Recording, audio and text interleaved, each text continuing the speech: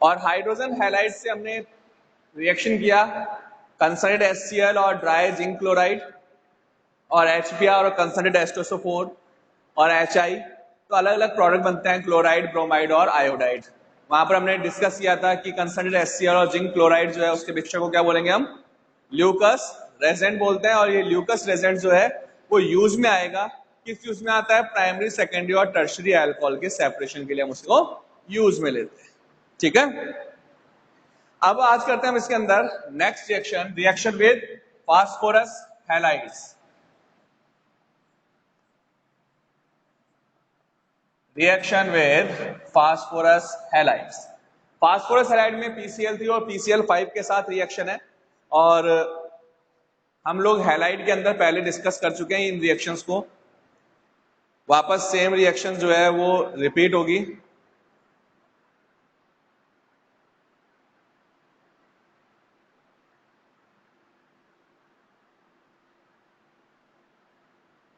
आशा और आस्था आज लेट हो गए, थोड़ा टाइम से आया करो बेटा।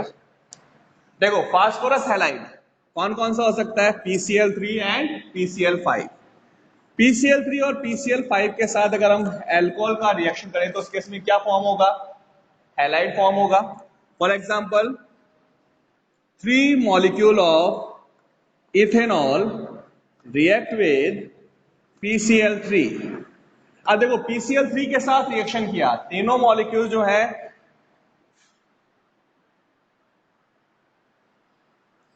तीन अल्कोहल के मॉलिक्यूल हैं, यहां से हाइड्रोक्सी ग्रुप फास्फोरस के साथ अटैच होगा, then form H3PO3, phosphorous acid का फॉर्मेशन हो गया, और हैलोजन कहां ऐड होगा, एल्काइल ग्रुप पे, then form 3 molecules of ethyl chloride, 3 molecules of ethyl chloride and H3PO3. If alcohol react with PCl3, then form ethyl chloride and phosphorus acid. Suppose मेरे को phosphorus alkyl bromide और iodide का formation करना है, तो उस case में क्या करेंगे हम, देखो अब PCl3 तो स्टेबल था, स्टोर कर सकते हैं, बट PBr3 और PI3 जो है वो अनस्टेबल होते हैं। तो जिस टाइम रिएक्शन करना होता है उसी टाइम उनका फॉर्मेशन करते हैं। कैसे, alcohol react with phosphorus and bromine, P+Br2 इस फॉर्म में लिखेंगे, या क्या लिखेंगे, phosphorus plus iodine P+I2। Means क्या है कि पहले फास्फोरस और ब्रोमीन रिएक्ट करके PBr3 और PI3 बनाएगा, और उसके बाद वो अल्कोहल के साथ रिएक्ट करेगा, then form 3 mole of ethyl bromide और इथाइल आयोडाइड, और रिलीज क्या होगा, same phosphorus acid H3PO3। H3PO3 जो है वो रिलीज हो जाएगा। ठीक है, तो ये हमारे पास फास्फोरस ट्राई हैलाइड्स के साथ रिएक्शन है। PCl3 के साथ होगा, डायरेक्ट क्लोराइड बन गया। PBr3 और PI3 करना है तो रिएक्शन कैसे देंगे, P+Br2 P+I2, इस तरह से हम उसको रिएक्शन को नोट करेंगे। नोट कर लिया। अब देखो PCl5 के साथ रिएक्ट करें तो PCl5 के साथ रिएक्शन कैसे होगा, देखो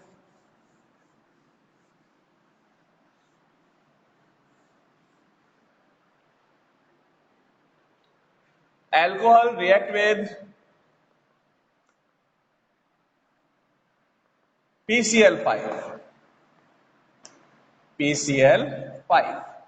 अब PCl5 को हमेशा अपन इस फॉर्म में लिखते हैं, रीजन क्योंकि इसका हाइब्रिडाइजेशन कौन सा है, sp3d हाइब्रिडाइजेशन है, ट्राइगोनल बाइपिरामिडल शेप होता है। ठीक है, 3 PCl बॉन्ड जो है वो सेम एक ही प्लेन पे होते हैं, दैट्स कॉल्ड इक्वेटोरियल, और जो परपेंडिकुलर है वो क्या है अपने पास, एक्सियल बॉन्ड है। तो एक्सियल बॉन्ड का बॉन्ड लेंथ ज्यादा होता है, जब भी रिएक्शन करते हैं तो एक्सियल बॉन्ड जो है वो ब्रेक हो जाते हैं। तो ये एक्सियल बॉन्ड है, so form ethyl chloride POCl3 and HCl। तो अल्कोहल का रिएक्शन किया PCl5 के साथ, तो क्या बनेगा उस केस में, ethyl chloride plus phosphorus oxychloride and HCl। तो ये हमारे पास रिएक्शन है फास्फोरस हैलाइड्स के साथ reaction PCl5 and PCl3।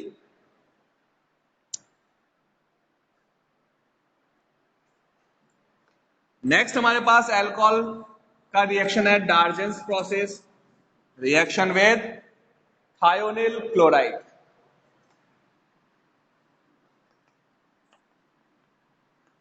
Ethanol, reaction with thionyl chloride. It's also called Dargent's process. Alcohol react with thionyl chloride SOCl2 in presence of pyridine. Pyridine की presence में reaction किया, then form ethyl chloride, sulfur dioxide and HCl। तो ये हमारे पास reaction है डार्जेंस process, जिसमें हमने thionyl chloride के साथ रिएक्शन किया है। और जब थायोनिल क्लोराइड के साथ रिएक्शन करते हैं, केशव आ जाएगा, वीडियो क्लियर आ जाएगा, थोड़ा वेट करो आप, नेटवर्क प्रॉब्लम है, तुमको पता है आज बाहर मौसम कैसा है, तो ये नेटवर्क बीच में वीक हो सकता है, बट ये रिएक्शंस की हुई है अपनी, तो कोई टेंशन वाली बात नहीं है, और वीडियो आपको मिल ही जाएगा इसका। तो देखो इथेनॉल का थायोनिल क्लोराइड के साथ रिएक्शन किया in presence of pyridine, then form ethyl chloride, sulphur dioxide and HCl। This reaction is also known as Dargent's process or Dargent's reaction।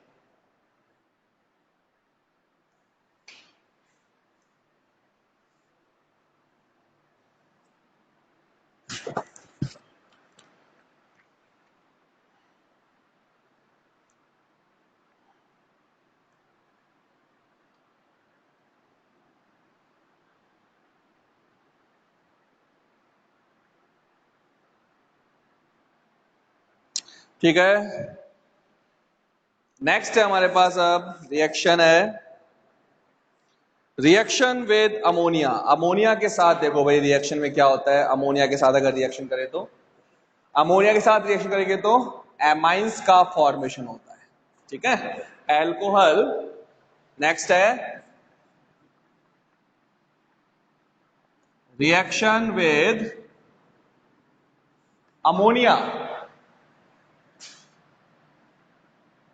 alcohol react with ammonia NH3 in presence of dry zinc chloride।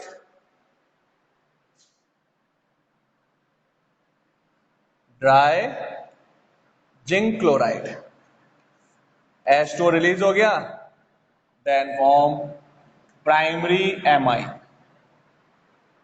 तो देखो यहां भी alcohol में से COH bond break हुआ और COH bond break होगा, then form primary amine, alkane amine का फॉर्मेशन है।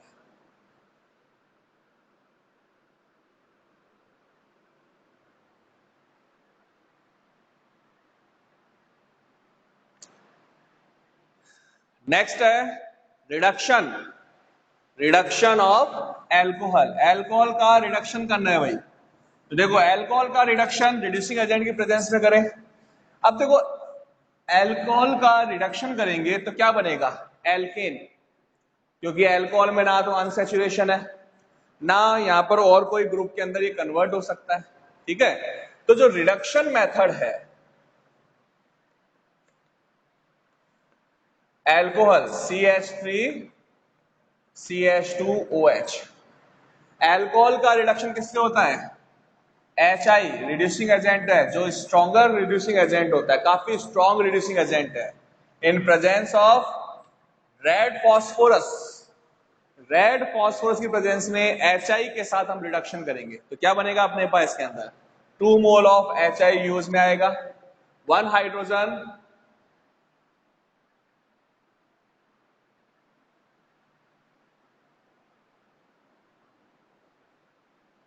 NH3 की रिएक्शन में H2O रिलीज होगा ना, बिल्कुल रिलीज कर रखा है, देखो H2O को रिलीज कर रखा है। अगर आप देखेंगे ध्यान से तो लिखा हुआ भी है, ये देखो ये रहा H2O यहां पर। देखो हमने क्या किया, अल्कोहल का रिडक्शन किया, किसकी प्रेजेंस में, रेड फास्फोरस की प्रेजेंस में। ठीक है, अब जब रेड फास्फोरस की प्रेजेंस में इसको रिड्यूस करेंगे तो एक हाइड्रोजन कहां पर ऐड हो गया, कार्बन पे, then form ethane CH3 and CH3। Second hydrogen OH group के साथ अटैच होगा, देन फॉर्म H2O, और I जो है वो I2 के फॉर्म में ऑक्सीडाइज हो जाएगा। HI का क्या हो गया, ऑक्सीडेशन हो गया ना, HI में आयोडाइड आयन जो है उसका तो ऑक्सीडेशन हो गया, तो वो तो I2 में कन्वर्ट हो गया, और अल्कोहल का रिडक्शन हो गया, देन फॉर्म एल्केन। तो अल्कोहल का रेड फास्फोरस और HI के साथ जब भी रिडक्शन करेंगे तो उस केस में एल्केन का फॉर्मेशन होता है। तो ये हमारे पास कुछ रिएक्शंस थी जिसमें COH बॉन्ड क्लीवेज होता है। नेक्स्ट हमारे पास ग्रुप है जिसमें एल्काइल ग्रुप और हाइड्रोक्सिल ग्रुप दोनों इन्वॉल्व होते हैं। तो हेडिंग डालेंगे हम, reaction involving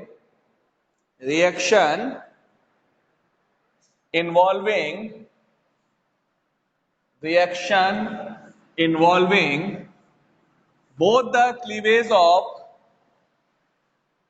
reactions involving both the cleavage of alkyl and hydroxyl groups, alkyl and hydroxyl group, reactions involving both the cleavage of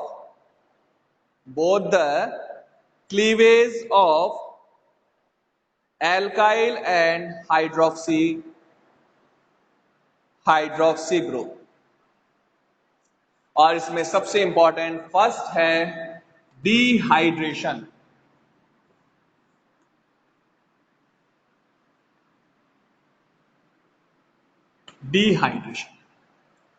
देखो हमने अल्कोहल का फॉर्मेशन किया था हाइड्रेशन मेथड से। किसका हाइड्रेशन किया था बताओ, एल्कीन का हाइड्रेशन किया था।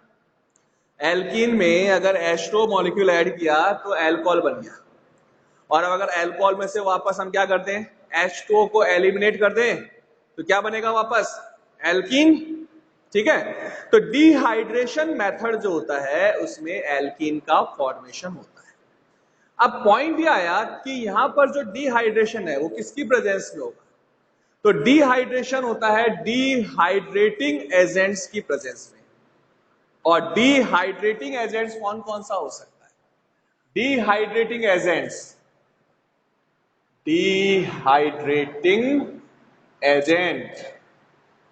कौन कौन से हैं, dehydrating agent, concentrate H2SO4, concentrate H2SO4, H3PO4 phosphoric acid, P2O5 phosphorus pentoxide, Al2O3 alumina, ये सब के सब हमारे पास डिहाइड्रेटिंग एजेंट्स होते हैं।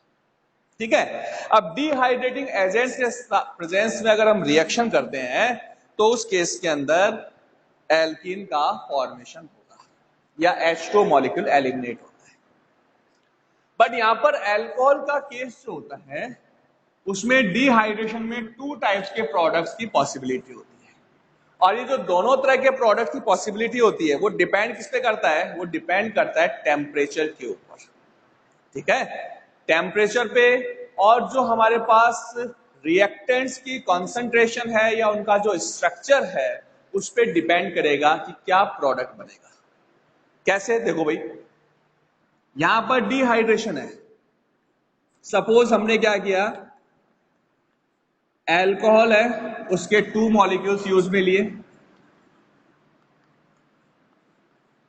कॉन्सेंट्रेट H2SO4 की प्रेजेंस में 413 केल्विन टेम्परेचर पे रिएक्शन किया,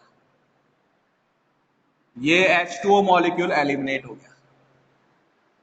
एल्कोहल मॉलिक्यूल्स में से H2O एलिमिनेट हो रहा है, ठीक है। तो इस रिएक्शन में क्लियरली दिख रहा है कि इथेनॉल क्या है, एक्सिस अमाउंट में।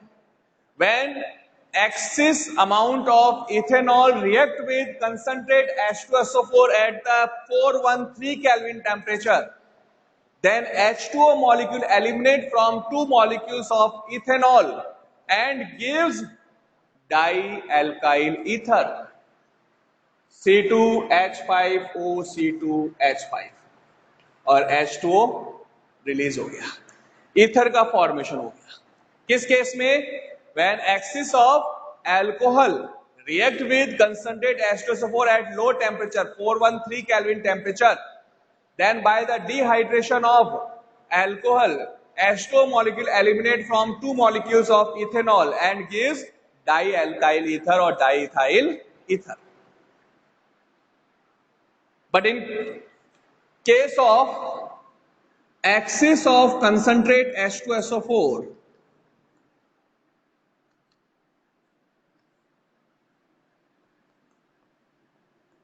ethanol heated in concentrate H2SO4 at 443 Kelvin temperature, high temperature, then hydroxy group eliminate from alpha position and hydrogen eliminate from beta position and gives alkene.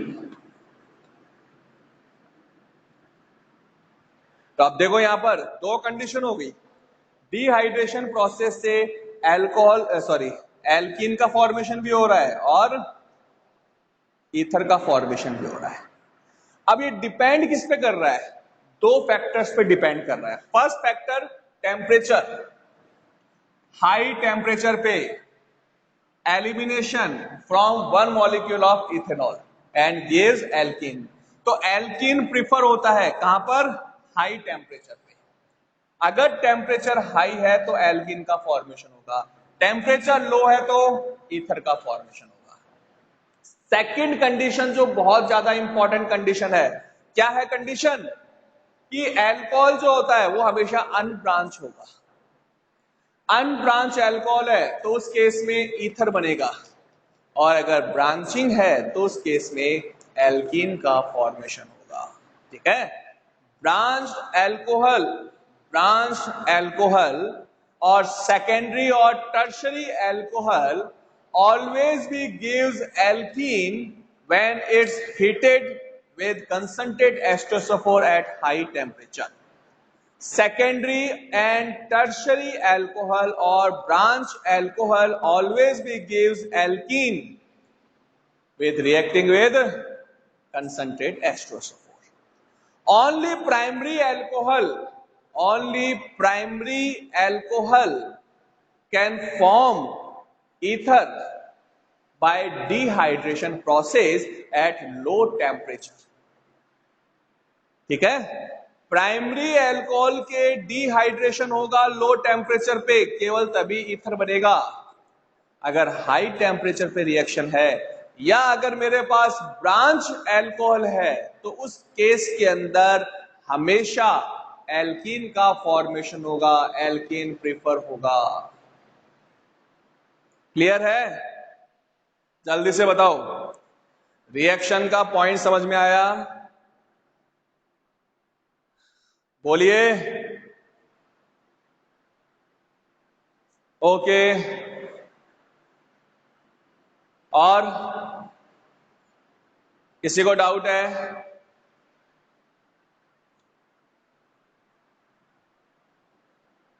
Gunjan, Shilpa, Harshvardhan, Anita, आस्था, संजना,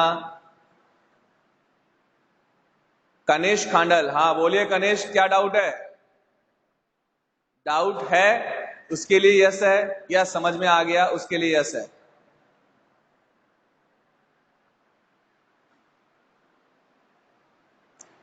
सिया, योगेश, खुशी,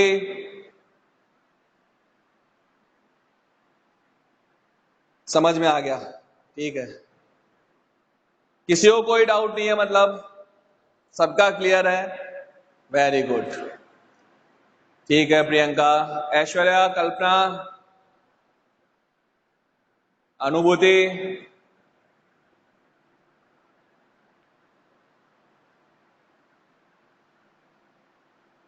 चलो ठीक है, समझ में आ गया तो बहुत अच्छी बात है। ओके, क्लास में तो सब कुछ समझ में आ जाता है, एग्जाम टाइम में पता नहीं कैसे क्या होता है ना। चलो देखो, अब हम करते हैं इसका mechanism. Mechanism of dehydration process.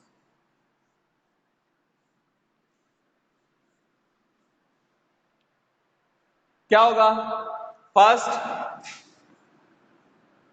H2SO4 dissociate in H positive ion and HSO4 negative ion. Now H positive ion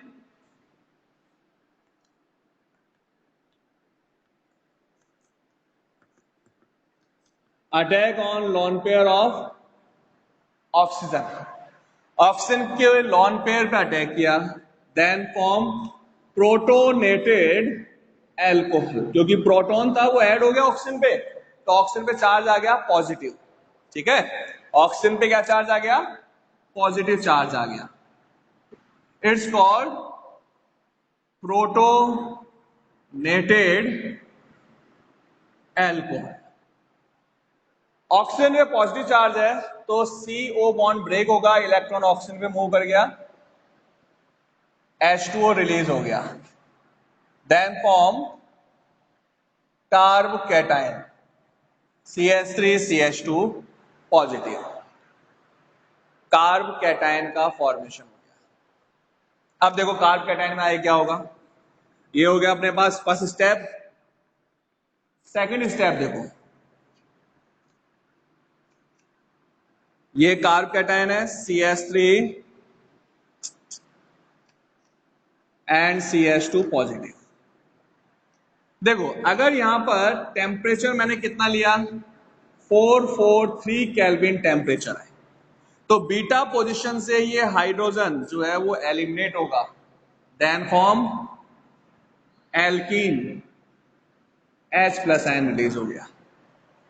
but अगर ये रिएक्शन हम किससे करें, 413 केल्विन टेम्परेचर पे, और किसकी एक्सिस में? इथेनॉल के एक्सिस में। तो अब क्या करेगा? ऑक्सीजन अपना लॉन पे डोनेट करेगा, किसको? पॉजिटिवली चार्ज कार्बन को, then form CH3CH2O H C2H5, और ऑक्सीजन पे आ गया पॉजिटिव चार्ज। ऑक्सीजन ने अपना लॉन पे डोनेट किया कार्बन को, तो ऑक्सीजन में पॉजिटिव चार्ज आ गया। अब क्या होगा? यहां से H पॉजिटिव आयन जो है वो रिलीज हो जाएगा, और क्या बन गया? CH3CH2OC2H5, diethyl ether. तो ये हो गया हमारे पास इसका मैकेनिज्म हो गया। एल्कीन का भी फॉर्मेशन हो सकता है और ईथर का भी फॉर्मेशन पॉसिबल है। This reaction is called dehydration reaction.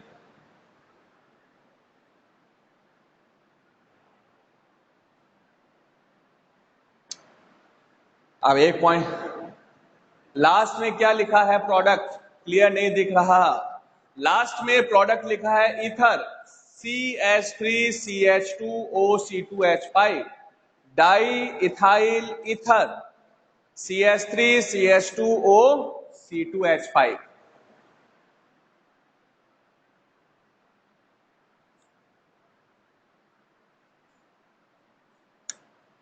Di ethyl ether का फॉर्मेशन होगा। 413 केल्विन टेम्परेचर पे इथेनॉल के साथ रिएक्ट किया, ऑक्सीजन ने अपना लॉन पे डोनेट कर दिया, then form CH3CH2O positive H and C2H5, alcohol molecule as it is add हो गया। अब यहां पर हाइड्रोजन अपना इलेक्ट्रॉन रिलीज करेगा, तो H पॉजिटिव आयन रिलीज हो गया, then form CH3CH2OC2H5, diethyl ether.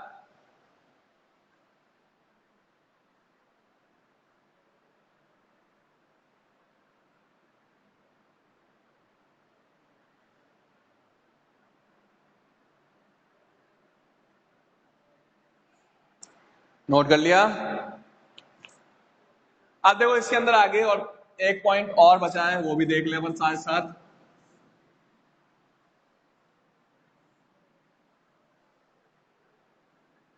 जो हमने डिहाइड्रो हैलोजिनेशन किया था वही पॉइंट है।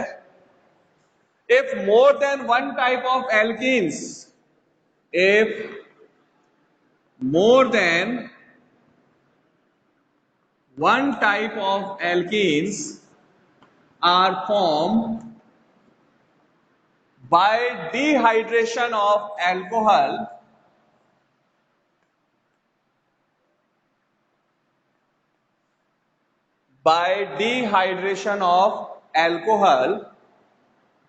then that alkene form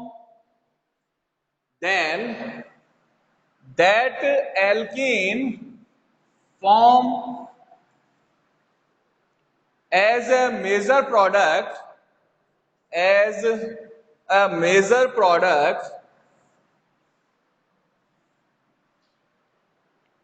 which contain more substituting group,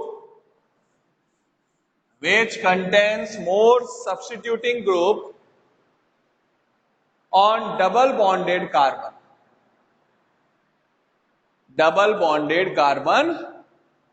That's called Sadjev rule. देखो ये OH ग्रुप है अल्फा, ये बीटा कार्बन है, ये बीटा कार्बन है, दोनों से हाइड्रोजन एलिमिनेट हो सकता है OH के साथ। जिस कार्बन पे OH ग्रुप है वो अल्फा है और एडजेसेंट वाले क्या है, बीटा है। तो रिएक्शन किया मैंने, यहां से OH और यहां से हाइड्रोजन, या ये OH और ये हाइड्रोजन एलिमिनेट हो सकता है। तो टू टाइप्स के प्रोडक्ट्स बनेंगे। क्या बन सकता है, CH3 ये H और ये OH रिलीज हो गया, देन फॉर्म 2-मिथाइल 2-ब्यूटीन। और सेकंड प्रोडक्ट क्या पॉसिबल है, अगर ये हाइड्रोजन और ये OH रिलीज हो तो CH3 डबल बॉन्ड CH2, 3-मिथाइल 1-ब्यूटीन, 2-मिथाइल 2-ब्यूटीन या 3-मिथाइल 1-ब्यूटीन। अब इनमें से मेजर प्रोडक्ट क्या होगा, जिसमें डबल बॉन्डेड कार्बन पे सब्स्टिट्यूशन ज्यादा हो। इस डबल बॉन्डेड कार्बन पे 2 सब्स्टिट्यूटिंग ग्रुप है, ये 2 मिथाइल यहां पर है और इसमें 1 मिथाइल, ये टोटल सब्स्टिट्यूटिंग ग्रुप कितने हो गए, 3।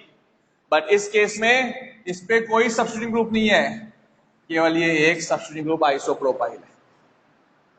तो अगर हमारे पास more than one type of alkene का फॉर्मेशन हो तो उस केस में जिस एल्कीन में डबल बॉन्डेड कार्बन पे सब्स्टिट्यूशन ज्यादा होगा वो एल्कीन हमेशा क्या बनेगी, मेजर प्रोडक्ट बनेगा, और सेकंड जो है वो क्या बनेगा, माइनर।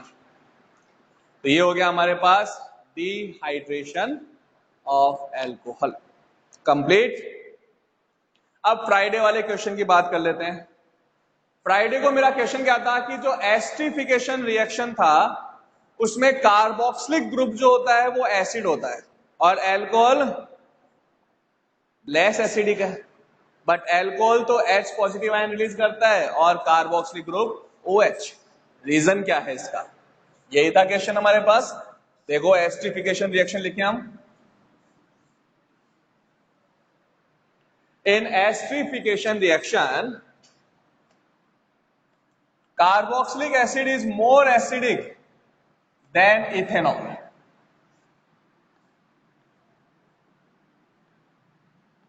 But in reaction,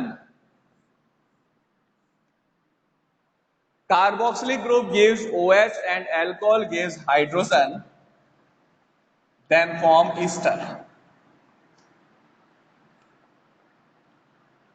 ठीक है, ये रिएक्शन था हमारे पास और इसमें रीजन पूछा था मैंने। तो देखो बेटा रीजन क्या है, बहुत सिंपल, इसमें क्या है, मैकेनिज्म देखना पड़ता है हमको। यहां पर हम प्रेजेंस किसकी ले रहे हैं, कॉन्सेंट्रेट H2SO4 की प्रेजेंस ले रहे हैं, और कॉन्सेंट्रेट H2SO4 जो है वो इनऑर्गेनिक एसिड है जो मोर एसिडिक होता है ऑर्गेनिक के कंपैरिजन में। जो मोर एसिडिक होगा वो H पॉजिटिव आयन रिलीज करता है। तो यहां पर concentrate H2SO4 first attack on carboxylic group CH3 C double bond O OH। यहां से कंसिडर्ड H2SO4 से जो H पॉजिटिव आयन है वो फर्स्ट अटैक कहां करता है, कार्बोनिल ग्रुप के ऑक्सीजन पे अटैक करता है, और कार्बोनिल ग्रुप के ऑक्सीजन पे अटैक करके CH3 COH कार्बन पे क्या आ गया, पॉजिटिव चार्ज, और ये आ गया OH। तो ये कार्बन का इलेक्ट्रॉन किसके पास चला गया था, ऑक्सीजन के पास, OH बॉन्डिंग हो गई, कार्बन में क्या आ गया, पॉजिटिव चार्ज आ गया, है ना। अब इस केस में यहां पर इथेनॉल अटैक करता है, C2H5OH। इथेनॉल का ऑक्सीजन अपना लॉन पेयर डोनेट कर देगा, और जब लॉन पेयर डोनेट करेगा ये बन गया OH एंड C2H5, ऑक्सीजन पे आ गया पॉजिटिव चार्ज, क्योंकि ऑक्सीजन अपना लॉन पे डोनेट किया है कार्बन को। तो अब यहां से क्या होगा, H पॉजिटिव आयन रिलीज हो जाएगा, then form CH3 COH OH and OC2H5। अब H पॉजिटिव आयन जो है वो अगेन अटैक करेगा OH ग्रुप के ऊपर, और जब अगेन अटैक करेगा तो क्या होगा, CH3 COH and COH2 positive and OC2H5, और फिर यहां से H2O जो है वो रिलीज हो जाएगा। तो यहां हमने क्या देखा कि अल्कोहल जो होता है उससे H पॉजिटिव आयन रिलीज हो रहा है, बिकॉज यहां पर प्रेजेंस हमने कंसंट्रेट H2SO4 का यूज में लिया जो मोर एसिडिक है कार्बोक्सिलिक ग्रुप के कंपैरिजन में। तो उस केस में पहले H positive ion carbonyl oxygen पे अटैक करता है।